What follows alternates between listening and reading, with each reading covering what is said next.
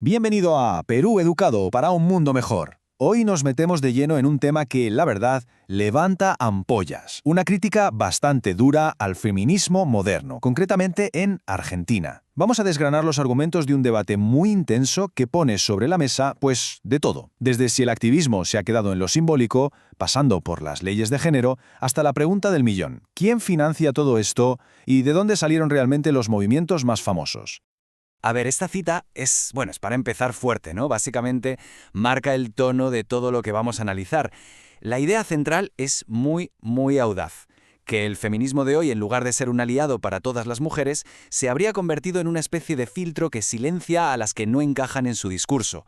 O sea, la crítica se enfoca en una supuesta selectividad, en que solo se da voz a las historias que cuadran con una agenda política muy concreta, mientras que otras simplemente se dejan de lado. Venga, vamos con el primer punto, el activismo, símbolos o sustancia, porque según esta visión crítica, aquí ha habido un cambio radical.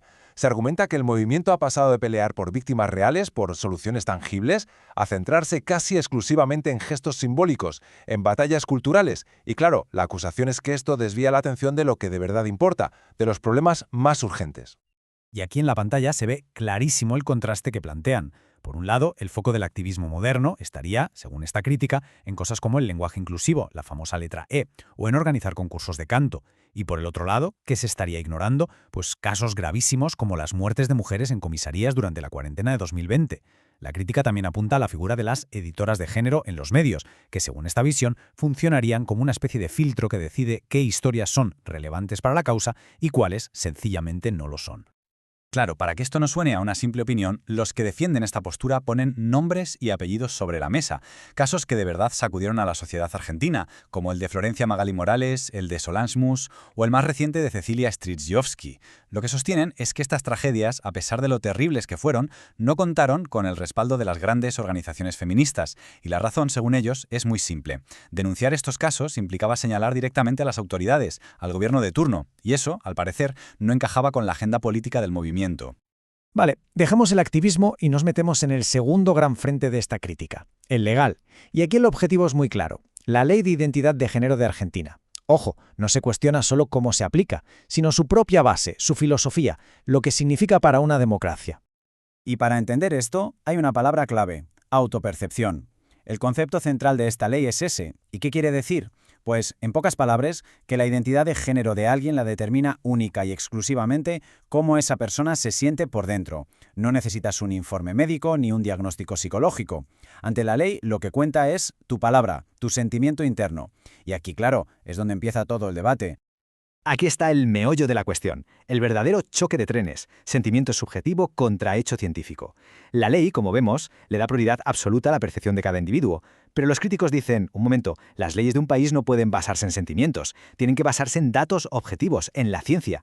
Y van más allá, argumentan que no es democrático que la percepción de una minoría termine redefiniendo la realidad legal para toda la sociedad. De hecho, llegan a decir que negar la evidencia científica es, a su manera, otra forma de violar derechos. Y bueno, la oposición no se anda con chiquitas. Califican la ley de medieval y oscurantista. O sea, la están comparando directamente con creencias de antes de la ciencia. Para ilustrar por qué piensan así, ponen un ejemplo de un caso judicial. Cuentan que a un abogado, al parecer, le prohibieron pedir una prueba biológica en un juicio y encima le amenazaron con denunciarle por no usar los pronombres que la otra persona sentía como suyos. Para los que critican la ley, esto es un síntoma claro de que se ha llegado a un punto de dogmatismo donde ni siquiera se puede cuestionar nada. Bueno, y ahora la crítica da un giro y se mete de lleno en la parte financiera.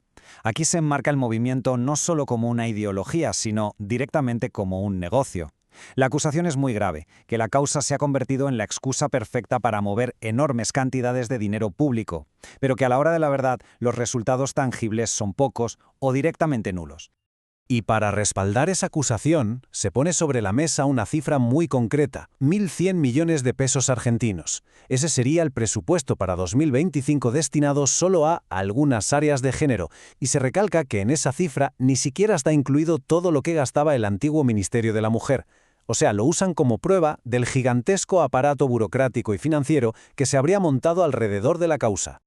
Y claro, la pregunta del millón es, ¿a dónde ha ido todo ese dinero? Porque aquí es donde la crítica se vuelve más dura. A pesar de esa supuesta financiación masiva, se argumenta que los indicadores clave, como las cifras de feminicidios, no solo no han mejorado, sino que en algunos casos han empeorado. Se llega a describir los refugios para mujeres maltratadas como casuchas infestadas de ratas, una imagen tremenda que sugiere que la ayuda real a las víctimas es deplorable.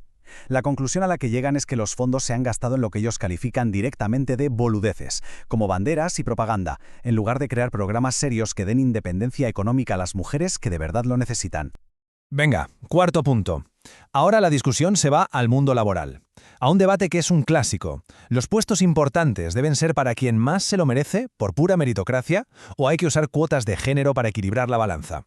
Pues la postura que se analiza aquí es tajante. Defienden una meritocracia estricta. El argumento es que a la gente se la tiene que elegir para un puesto por su capacidad, por su competencia, no para rellenar una cuota de género. De hecho, se muestra mucha desconfianza hacia lo que llaman la moda progre de las empresas, de nombrar directoras solo para cumplir con una agenda de igualdad. La pregunta que dejan flotando en el aire es, ¿todo este auge de mujeres en altos cargos es por mérito real o es por pura presión social? Y para llevar el argumento un paso más allá, se lanza una pregunta bastante provocadora. Cuando se pide igualdad y que las mujeres ocupen trabajos de hombres, ¿se está hablando de todos los trabajos o solo de los que son cómodos y están bien pagados, como ser CEO de una empresa? Porque, señalan, rara vez se oyen campañas pidiendo un 50% de paridad en trabajos durísimos y peligrosos, como el mantenimiento de las alcantarillas o la construcción, que curiosamente son los que tienen las tasas más altas de mortalidad laboral y los que hacen mayoritariamente los hombres. Y es aquí donde el argumento llega a su punto más polémico, sin duda. Se llega a sugerir que esta prioridad por el género sobre la competencia puede tener consecuencias muy peligrosas. El ejemplo que se da, el de las aerolíneas. Se mencionan incidentes aéreos recientes y se vinculan, aunque hay que decir que sin presentar pruebas concluyentes, con la supuesta presión para contratar a más mujeres piloto por una cuestión de cuotas.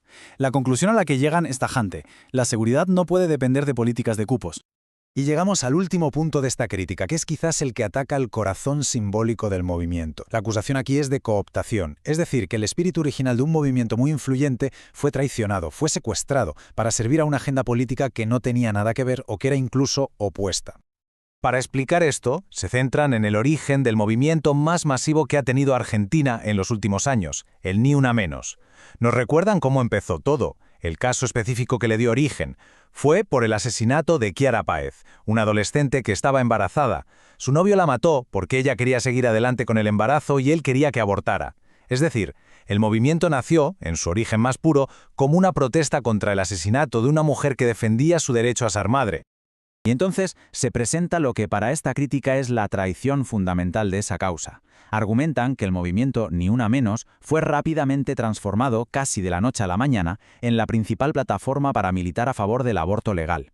Consideran que esto es una inversión total de su propósito. Fijaos en la paradoja que plantean. Se pasó de defender a una mujer asesinada porque quería dar a luz a usar su nombre para militar por la causa que, en ese crimen en particular, era la que defendía al asesino. Esta cita, la verdad, resume de forma demoledora todo este argumento. ¿Cómo pasamos de una cosa a la otra? Fue siempre una estafa. Lo califican así, directamente de estafa. La sugerencia es que la tragedia original de Chiara Páez fue en realidad un pretexto, la excusa perfecta para lanzar una campaña por el aborto que ya estaba en la agenda de ciertos grupos. Y añaden un dato importante, que incluso algunas de las fundadoras originales del Ni Una Menos se terminaron distanciando del movimiento cuando vieron en qué se estaba convirtiendo. Así que, en resumen, lo que hemos hecho ha sido desglosar una crítica muy profunda y muy estructurada desde un punto de vista muy concreto. Pero claro, más allá de este debate particular, esto nos deja con preguntas que son universales, ¿verdad? Preguntas sobre cómo evolucionan los movimientos sociales, en qué punto un cambio de dirección se convierte en una traición a los orígenes y, sobre todo, quién tiene la autoridad para decidir cuál es el alma, la verdadera esencia de un movimiento. Es una reflexión final sobre cómo las grandes ideas nacen, se van transformando y a veces, como hemos visto, terminan enfrentadas a sí mismas. Espero que este análisis haya sido de interés. No olviden hacer clic y compartirlo. Nos vemos de nuevo en otro episodio de Perú Educado para un mundo mejor.